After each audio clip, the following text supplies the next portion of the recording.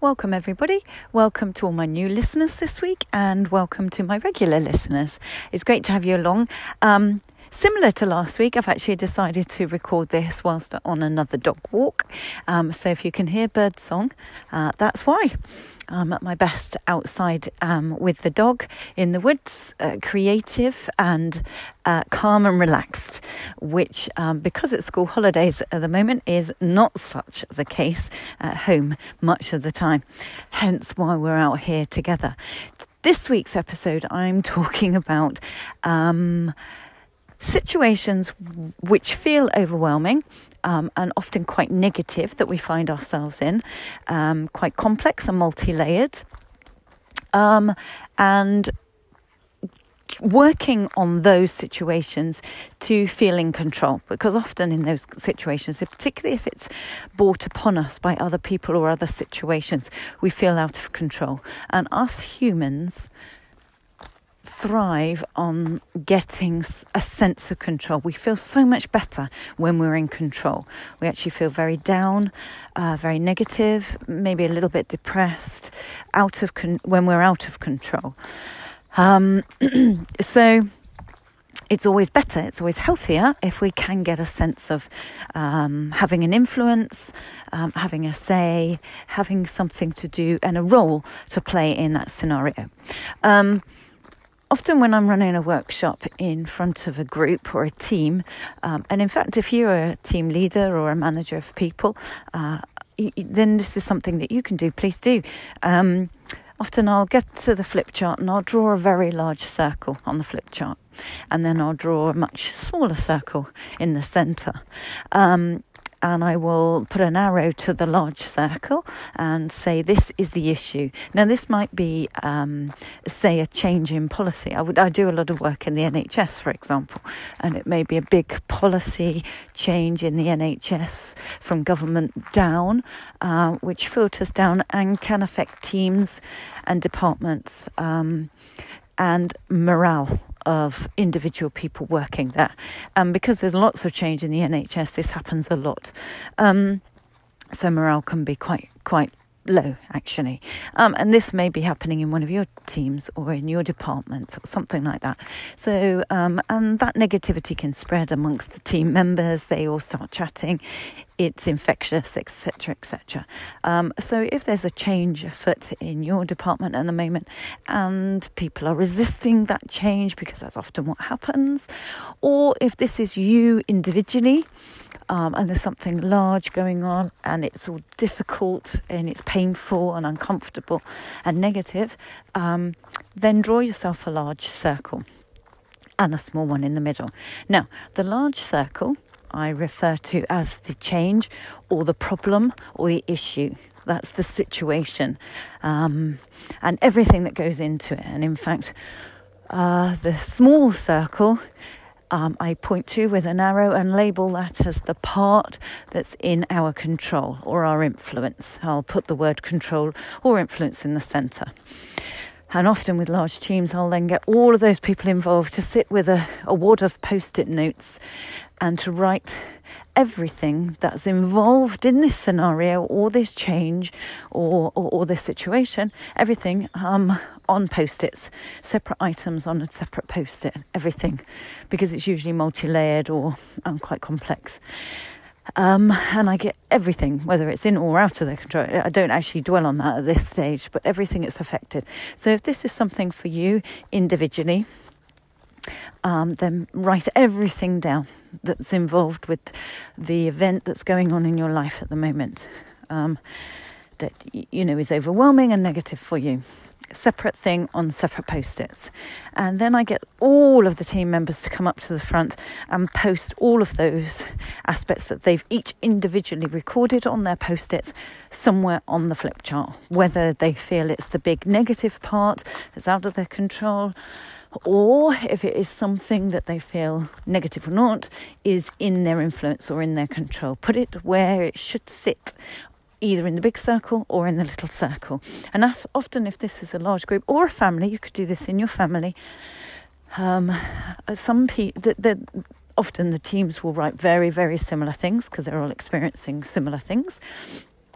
And some of them will put parts in their control in the small circle, and whilst others have put that outside, and then they start to, oh, that's interesting. Why do you feel you've got control of that then? Well, because I can do X, Y, and Z, or I can see it this way, or I can do this, or oh yeah. And you see them, they start to sort of work together as a group and changing their perspective on different aspects of that problem or change. So they start to move things around, and the team sort of all reframe things and see things from different angles and discuss things and solve things together, or you can facilitate that as the team leader, and look at each individual part and see whether there is anything that they can do to gain some control. So that's good for a team. But if this is you individually, you can equally do it for yourself. Now, why? Why do we need to do this? And you don't necessarily, if this is an individual thing for you personally in your life, you don't have to sit with a flip chart and post-its. You can do it in your mind. It's very easy to do it in your mind. And the example that I give and why this is so powerful, for example, I used to, now if you're not in the UK, you may not know where I'm describing, but I'm based near Basingstoke, which is near the M3, so that's the motorway that I predominantly use most of the time, linking onto the M25, and I used to do corporate coaching for a company in Cambridge. Now, you may not know the geography of that, but that's up the M3, around the M25, and then another hour on top of lots of A roads all the way through around the back of Cambridge. So in total, the journey, I think, was about, on a good day, 2 hours, 10, something like that. And I used to be booked there to do a few corporate one-to-one sort of executive coaching sessions with different people, usually on a Friday, because it was quieter for them as an organisation on a Friday, which was good for me. So I used to drop the children at school and then head up the M3 and M25 and make headway. And on a Friday, I don't know if you know this, but the traffic is usually quite lighter in the UK on a Friday because quite a lot of people work from home on a Friday. So the traffic was always good on a Friday. So that was fine. However, I used to get myself in a real pickle as I would be getting towards the end of all of those coaching sessions and ready to hit the traffic coming back. Because coming back on a Friday, coming back down on the M25 on a Friday, past Heathrow Airport, etc., around London, and then down the M3 used to be dire, and I get myself really worked up and stressed, and as we know, stress isn't good for us. So I would sometimes be stuck there for 3-4 hours. It was always horrendous, and I used to hate it, and it felt completely out of my control. So my stress would go up to a maximum, because that's what happens, isn't it? When we feel out of control, there's nothing we can do about it. We feel at the mercy of everything else, everybody else, and stress peaks, and that's a really, really unhealthy situation, and it's not fun either. So I realised I needed to, what was in my control of this scenario? What were the elements involved? And so this is the trick, really. Break it down into elements, into its subparts. So I realised that first, one of the biggest issues is I'd get halfway there and then be desperate for the loo. And so that's a fundamental human need. So I'd make sure that I would drink minimum towards the end of the day, towards the end of this coaching sessions, make sure I went to the loo in between each coaching session and before I left. So I was managing that as best I could, and reducing the coffees I had in those last few sessions. Then I realised that I would also get hungry if I were there 3 or 4 hours. So I would also, en route, I would always pick up some food or take some food with me, and some nice food as well, some treats. So there was a positive bent to the whole thing. So I would have that in the car and ready. So I would have food and drink, because especially in the summer, it would get very, very hot and I would get thirsty. So I controlled that too. That was partly in my control. So those are the basic human needs dealt with. They're always an issue. But of course, also also as a mother, I would stress about the children, hugely stressed about the children. So I realised I need to get a backup plan in place for this. So I got a backup plan for the Fridays when I was working in Cambridge for the little one at primary school, to speak to his friend's mum and my friend and say, if I get delayed at all and there's an issue, is it okay if you could always take Sam back? And that was sorted. Yes, that was fine. And then for the older one coming back from secondary school, on the, if I get delayed, could you possibly have Josh on the after school? Yes, that was fine. That was all dealt with. So the 2 children were dealt with. And then there was the issue of the dog. The dog's been in all day. She's bursting, a poor dog. So separate spare key cut for my neighbour, and it would just be a phone call. Would it be all right? Or a text or whatever. They were already lined up for this. I'd spoken to them, agreed it, and it was okay. Found somebody that would be happy to do that. Key in advance or key put somewhere. And if I get stuck, would it be okay to go in and let the dog into the garden? Yes, that was sorted. And of course my other half was fine. He'd be at work and that would be dealt with.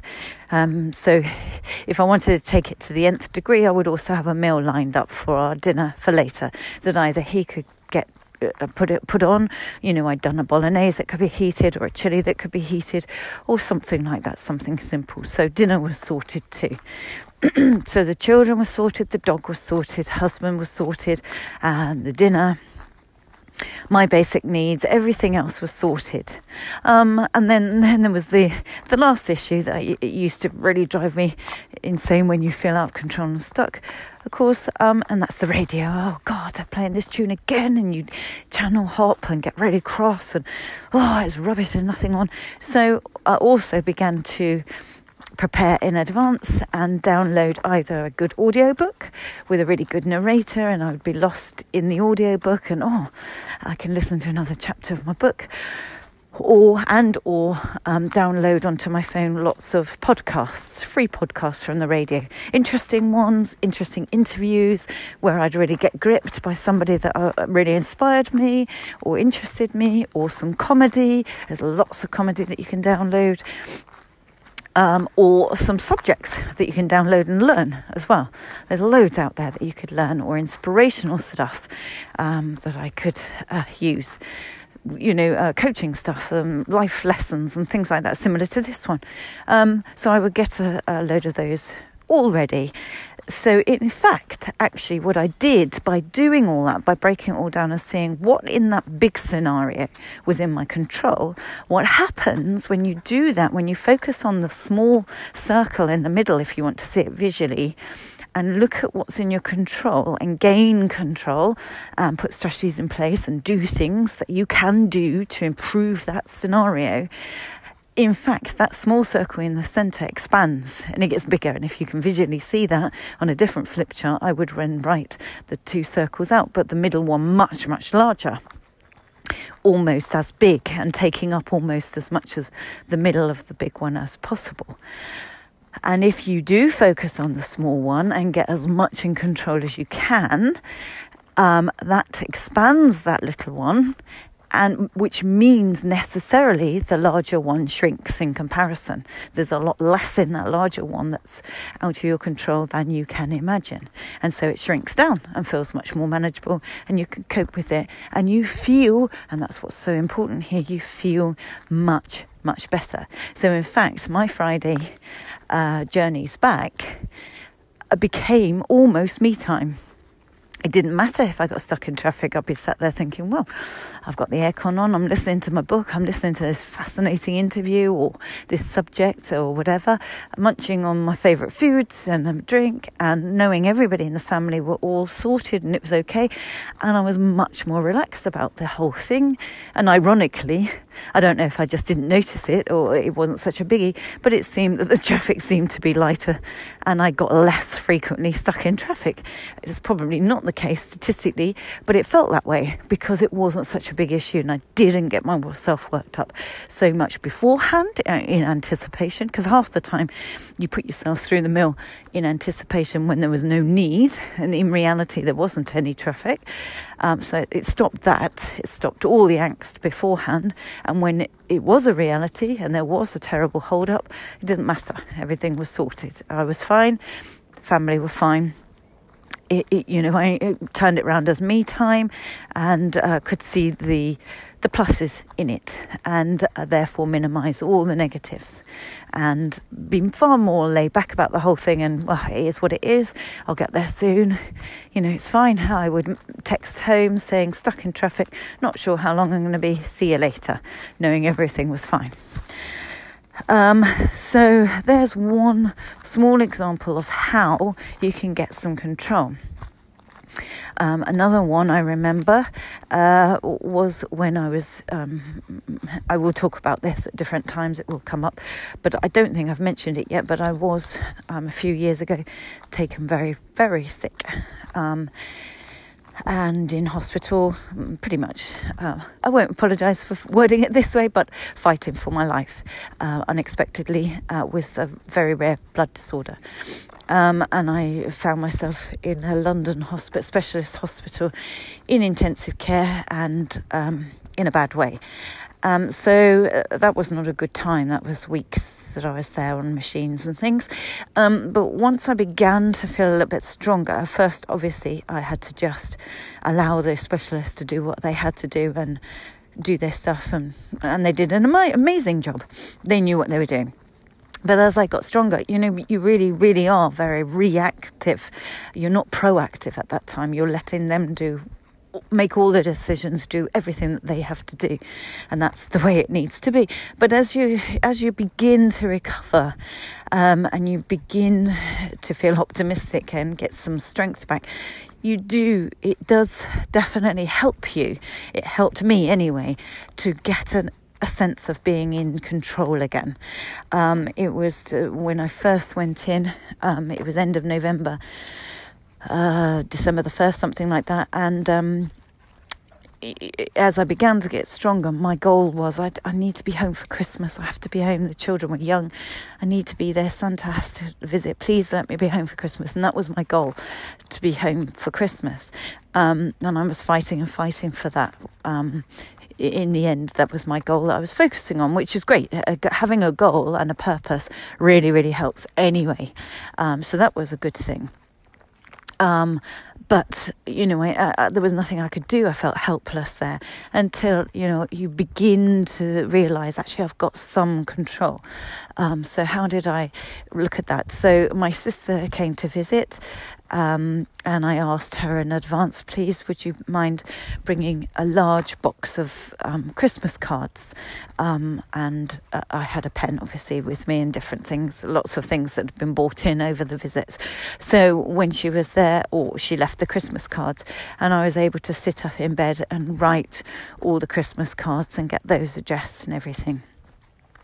And then the hospital is a great hospital, and they've got some phenomenal, inspiring people, volunteers that come around with different things, volunteer Reiki healers and volunteer counsellors for you to talk about how you're feeling about everything. But in one in particular, I remember, was a volunteer student lad. He must have been about 18. He looked like a scared rabbit in headlights. He looked so uncomfortable and awkward walking around, but he'd volunteered, which just inspired me that he'd give up I think it was Fridays that he used to come around and come into everybody's room on this haematology ward and offer to do some shopping. Do you need any shopping? Any shop, anywhere?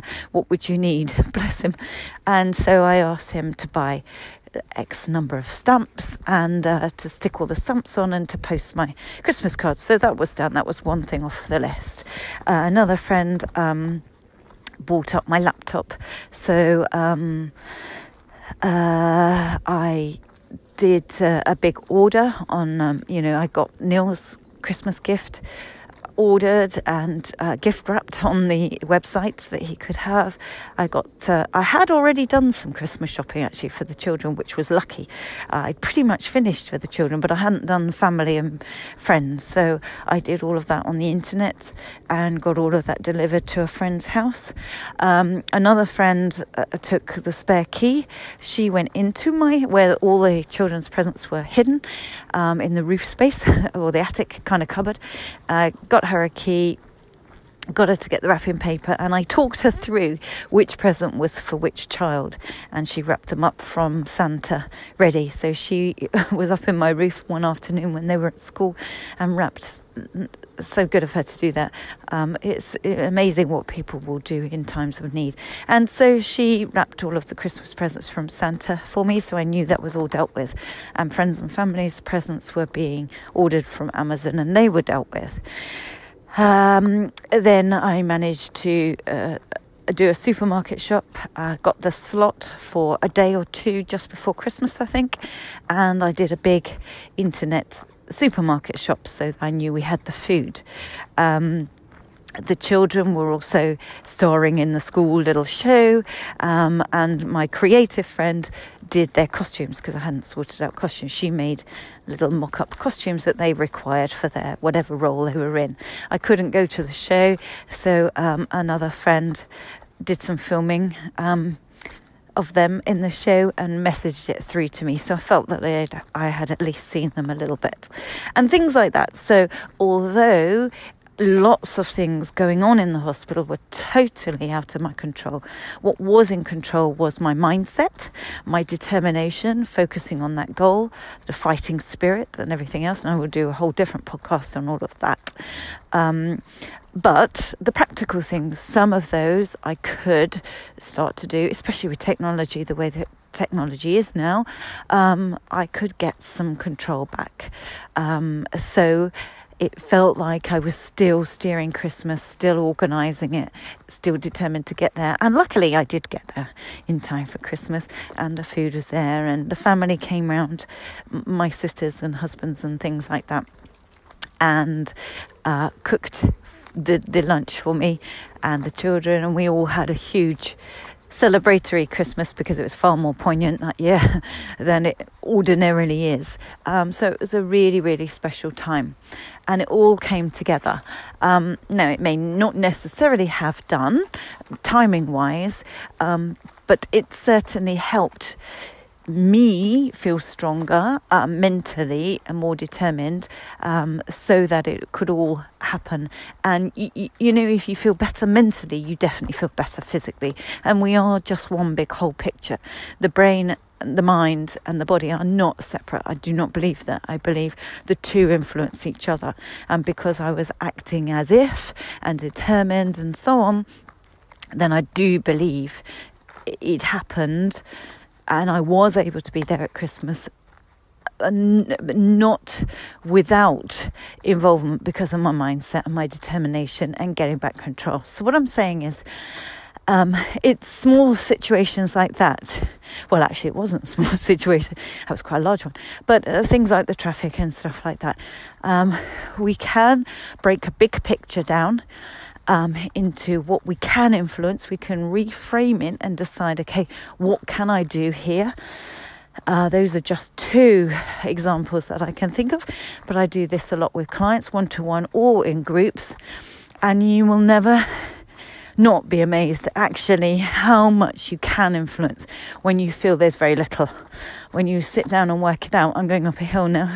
So sorry about the breathlessness.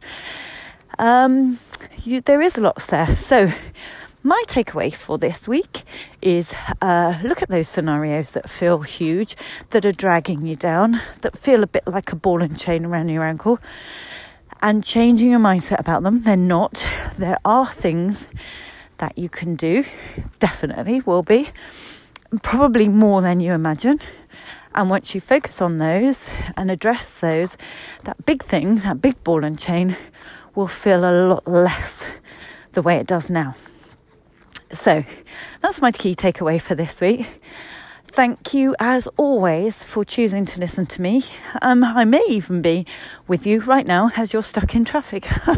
The irony of that. But if you want to drop me a line and share your thoughts, share your experience, share whether it's been helpful, then please do. If you want to drop me a line with suggested topics, then equally do that. If you want to look at the website for all the other things that I cover, the corporate coaching, the team coaching, training, or one-to-one coaching, which I do over the phone, via FaceTime, Zoom, all those sorts of technologies that are now available, then if you would like one or two private one-to-one coaching sessions, then that will be absolutely incredible. I'd love to work with you. My website address is www.milestone-coaching.co.uk. There's loads in there. There's a blog. There are dates sometimes for free workshops that are coming up, and offers if it's Christmas for vouchers, those sorts of things, or just all the different services that I offer. But if not, then please subscribe, because then this podcast, if you like it, will just land each week on your phone or device that you use.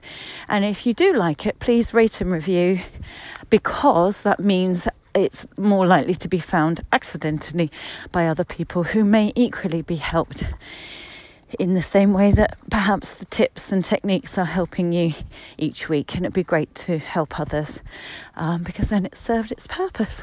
Anyway, great to have you along with me, and I look forward to next week. Good luck, everybody. Have a great week. Bye.